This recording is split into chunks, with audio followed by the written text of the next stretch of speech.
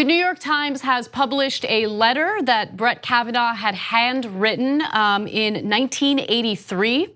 In fact, this is in June of 1983. He wrote a 2-page letter to 7 of his friends regarding Beach Week and the condo rental for that week of celebrations, I guess.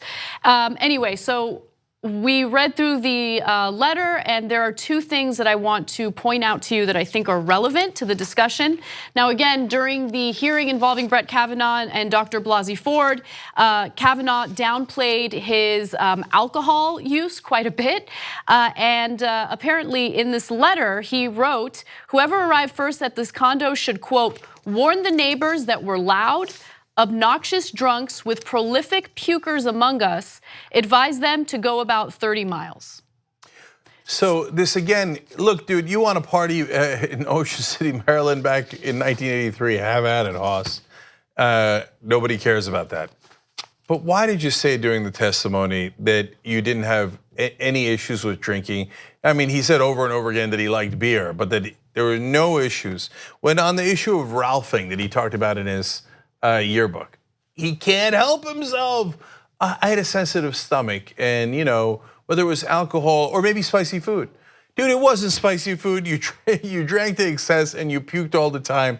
Now, like if you had just told the truth, this letter would be irrelevant.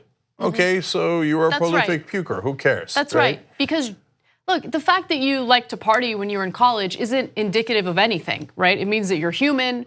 And so, again, I don't understand why he felt the need to lie about it.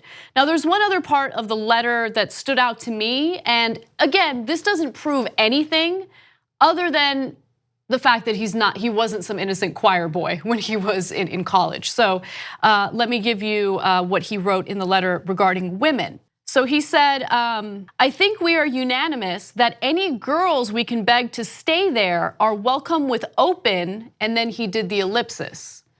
Open what?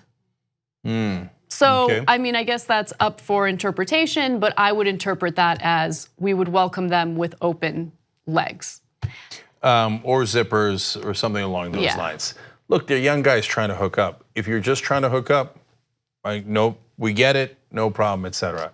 But if, given the context of the allegations, and look, don't get me wrong, I get why he's lying too. Hey, look, they're gonna say that just because I like to drink and I like to puke and I like the girls that I did the sexual assault. But those things are not necessarily connected. You could have told the truth and still said, no, of course, we partied like every kid does at that age. But that doesn't mean we did sexual assault. That's a totally different ball game. He just chose at every turn to say some things that weren't true. I mean, come on, guys, you know it. The minute you heard it, if you heard it while we were covering it live or any other time, when he said the ralphing might have been in reference to eating spicy food.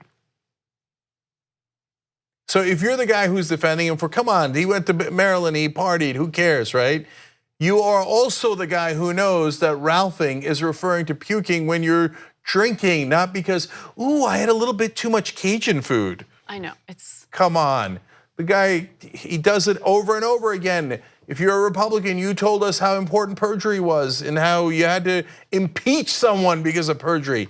This is not about impeachment, this is about, hey, are you the one guy out of 330 million people in the country that we should put on the Supreme Court? Does he really pass that test with this endless series of nonsensical lies? On the go? Don't worry, we got you covered. You can still listen to TYT at our new podcast network. Find us on Apple Podcasts, the Google Play Store, or at tyt.com/podcast.